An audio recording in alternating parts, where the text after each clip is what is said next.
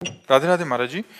गुरुदेव, मेरा पूजा पाठ जप इत्यादि में मन लगता है तो इस कारण और ज्यादा समय महाराज जी उसमें लगाते हैं, तो कभी कभी बच्चे पति नाराज हो जाते हैं तो मुझे अपराध बोध सा लगता वैसे है। हाँ, वैसे गृहस्थी में ज्यादा पूजा बैठ के करने वाली उचित नहीं है। रसोई में काम कर रहे, राधा राधा राधा, अपने पति को टिफिन लगा के दे रहे, भोजन पवा रहे, बच्चों को पवा रहे, ये पूजा ही हो रही। इन सब में भगवत भावना करें। अब आप 1 घंटा पूजा कर रहे हो, बच्चे को स्कूल जाना है, पति को ऑफिस जाना है और वो सब असंतुष्ट हैं, तो मुझे लगता है वो पूजा ठीक नहीं है। पूजा उतनी ठीक है बैठ करके जिससे हमारे परिवार का बैलेंस बना रहे, हमारे परिवार में सब सुखी रहें। क्योंकि वो भूखे चले गए ऑफिस तो उनके अंदर आपकी भक्ति का विरोध पैदा होगा। बच्चा भूखा जा रहा है, ये सब ठीक नहीं है। बिल्कुल पूजा मत करो, हमारी बात समझो। अगर आप बिल्कुल पूजा नहीं कर रहे हैं तो आप अपने पति को भगवत भाव से, पुत्र को भगवत भाव से रसोई बनाई, ठाकुर जी को दिखा दिया, पवा रहे, बढ़िया पूजा हो रही। नाम जप करना है ना, देखो गोपी जनों की जब दिनचर्या में देखो तो लीप रहे तो भगवान का चिंतन कर रहे हैं, रसोई बना रहे तो भगवान का चिंतन कर रहे हैं, गाय दूह रहे तो भगवान का चिंतन कर रहे हैं, धान कूट रहे तो भगवान। क्या हम लोग ऐसा नहीं कर सकते? हल जोत रहे हैं, व्यापार कर रहे हैं, नौकरी कर रहे हैं, जो हमें पद सेवा मिली है हम भगवान का नाम जप करते हैं, उस सेवा पर ध्यान दें। हम लोग केवल उसी को पूजा समझते हैं, 4 अगरबत्ती घुमा दिया, फोटो रख करके और मूर्ति रख के, तो वो पूजा हो गई। अच्छा एक बात देखो, अचल मूर्ति में हम भगवान की भावना कर सकते हैं, फोटो में, विग्रह में, लेकिन चलते हुए पर हम भगवान की भावना नहीं करें तो हमारी बहुत बड़ी कमी है। इन सब में भगवान ही विराजमान है। सच्ची मानिए। अगर आप ईमानदारी से सब में भगवत भावना कर लें तो आपसे बड़ा कोई महात्मा नहीं। सा महात्मा सुदुर्लभा वासुदेवा स्वरमिति, सा महात्मा सुदुर्लभा। और अगर भगवान चले जाएं तो देखो आप अपने प्रिय पुत्र के शरीर को जला देंगे, प्रिय पति के शरीर को जला देंगे। क्यों? क्योंकि भगवान अंतर ध्यान हो गए। तो उन्हीं भगवान की पूजा करना है। अब सब खा पी के अपने अपने काम में चले गए, अब हमारे पास समय है तो हम टीवी ना खोलें, हम पूजा गृह खोलें, फिर अपने ठाकुर पूजा करें, फिर बैठ के जप करें, लेकिन वो बाद में करें। पहले पति पुत्र की पूजा करें, उनको भोजन, उनकी तैयारी करने, जो भगवान ने गृहस्थ धर्म दिया उसका पालन करो। जी श्री हरिवंश महाराज जी, पहले अपने परिवार में कभी पूर्वजों का पिंडदान या श्राद्ध नहीं किया, अब हम सभी रीति रिवाज त्योहार मानने लगे हैं, तो हमें अब पिंडदान या श्राद्ध अपने पूर्वजों का करना चाहिए। हमारे शास्त्रों के अनुसार है, शास्त्रों में जो आज्ञा है। देखो कोई भी सिद्धांत हो, तस्मात् शास्त्रम प्रमाणम ते कार्या अकार्यो व्यवस्थित हो, ये भगवान श्री कृष्ण के वचन है। कार्य हो या अकार्य, इसका प्रमाण शास्त्र से लेना चाहिए।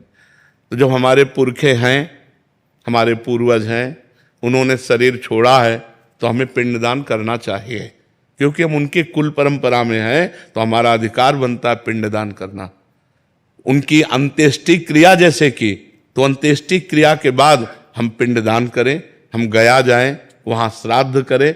हमारा धर्म जो है उसके अनुसार चलना चाहिए। हमें लगता है कि मनमानी आचरण ना करे तो अच्छा है।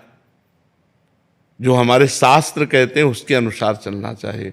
जो हमारे पूर्वज कर रहे हैं वैसा हमें करना चाहिए। अब आजकल लोग इतने विमुख होते जा रहे हैं धर्मशास्त्र से। वास्तविकता है ये, और ये संसार का नियम बन गया है। हम देख रहे हैं कि जैसे मैं मंदिर में पुजारी हूँ, तो लोग वहां पे आते तो वो स्वहित तो करते हैं, लेकिन दूसरों के पर उसकी कामना ही नहीं कभी करते। वो चाहते हैं कि हमारा अच्छा हो, बाकी उसके बच्चे, उसका परिवार नष्ट हो। हाँ बिल्कुल। लेकर के हमारा उनके साथ कई बार ब्राह्मण है, हमारा संतोष हमारा गुण है, लेकिन उस गुण को छोड़ करके हमें कई बार क्रोधाभास और क्रोधित मुद्रा भी अपनानी पड़ती है। तो मेरा तो प्रश्न है कि उस क्रोधित मुद्रा को प्राप्त करने के लिए क्या मैं वो देखो, ब्रह्म ऋषि, साधु, महात्मा, ये समाज के सुधारक रहे हैं। देहदान शास्त्र सम्मत है। अगर हम जीवित हैं और स्वस्थ हैं और फिर दान करते हैं जीवित, तो बात हमारी बात अलग है। लेकिन अगर वो दिमाग शून्य हो चुका है, जिसे क्या कहते हैं, माइंड डेथ, ब्रेन हैमरेज। हाँ, ब्रेन डेथ, हाँ, कि वो कुछ सोच नहीं, अब नहीं, क्योंकि वो जो देने वाला है वो निर्णय नहीं कर रहा, इसलिए नहीं। अच्छा, जो मृत शरीर के बाद देने की बात आती है कि मरने पहले पहले दे सकता है, संकल्प पहले हो जाए। हाँ, दे सकता है, क्योंकि हम अपने शरीर के अधिकारी हैं। अगर हमारे आंख से तुम्हारी आंख चल जाती है और हम तो मरने जा ही रहे हैं और हमारे तो प्राण निकल ही गए, अगर तुम्हारे काम आ जाती है तो हमें लगता है अच्छी बात है।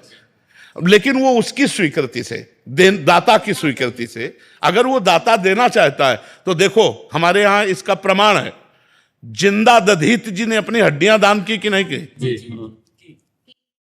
देवताओं को जगत मंगल के लिए दधीत जी ने अपनी हड्डियों का दान किया, जिससे वज्र बना और कई अस्त्र बने।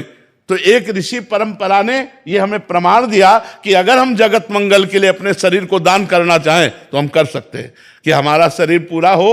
वो तो जिंदा दे दिए थे, जिंदा, और मान लो हमारा शरीर पूरे हो, हमारी किडनी किसी के काम में आ जाए, दिल किसी के काम में आ जाए, आंख किसी के काम आ जाए, वो बात है, मंगल है, दूसरों का मंगल है इसमें, इसलिए उसकी हम उस पे राजी नहीं है। वो जो ब्रेन डेथ, उस पे राजी नहीं, क्योंकि वो स्वयं निर्णय नहीं कर सकता जीव। अच्छा, अगर आप कह दो कि वो निर्णय नहीं कर सकता लेकिन वो जीवित है, तो उसकी हत्या करने का आपको अधिकार नहीं है। जैसे बालक अबोध, ऐसे वो कुछ बोल नहीं सकता, कुछ सुन नहीं सकता, कुछ समझ नहीं सकता, लेकिन जीवित है ना, तो उसकी हत्या करने का अधिकार किसने दिया? हमें बताओ, उसकी हत्या करने का अधिकार। अगर हम जीवित हैं, हम लिख जाते हैं तो वो बात अलग है। ब्रेन डेथ में जो ये होता है ना कि उसका दिल निकाल के उसको दे दिया, उसकी वो स्पष्ट हत्या है उस जीव की, क्योंकि वो अपना निर्णय करने लायक नहीं है, वो अभी बुद्धि में उसके कुछ नहीं है।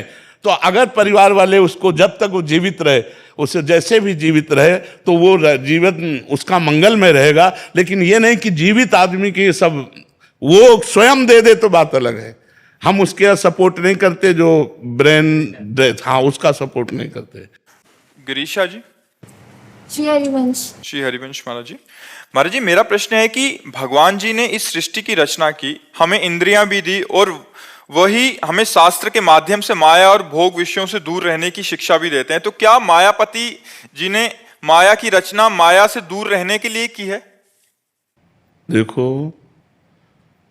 भगवान ने दो पक्ष रखे हैं, एक सुख, एक दुख, एक पुण्य, एक पाप, एक माया, एक भक्ति, दोनों रचे हैं। विष, अमृत, दोनों रचे हैं, और रच करके छोड़ दिया। अब तुम विष पान करते हो या अमृत पान करते हो? तुम माया का स्वाद लेते हो या भक्ति का परमानंद लेते हो? ये आपके ऊपर छूट कर दिया है, जीव को स्वतंत्र कर दिया है। तुम जो चाहो कर सकते हो, चाहे अपने कर्म बिगाड़ कर दुर्गति, चाहे कर्म बनाकर सदगति, दोनों पक्ष भगवान ने रचे। अगर केवल माया ही रचा होता तो फिर प्रश्न था, फिर दूरी क्यों बनाए?